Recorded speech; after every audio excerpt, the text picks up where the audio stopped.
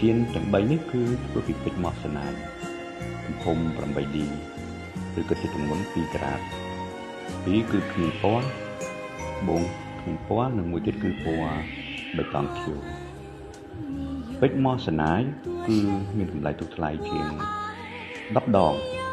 បើប្រៀបធៀបទៅនឹង HPAT Diamond ឬ CVD Diamond ដែលជាពេជ្រចិញ្ចឹមឬពេជ្រក្នុងពិសោធន៍ហើយក៏ខុសគ្នាប្រហែល100 ដងនៃថ្លៃបើប្រៀបធៀបទៅពេជ្រធម្មជាតិ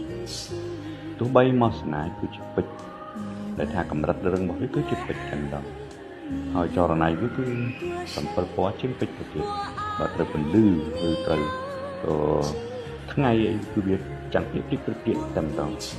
តែដោយសារតែម៉ូសណាយគឺផ្សំខុសអំពីពេជ្រក្នុងទីពិសោធន៍ក្តីពេជ្រចិញ្ចឹមក្តីពេជ្រធម្មជាតិក្តីគឺវាជាពេជ្រតែមានសមាសធាតុដូចគ្នា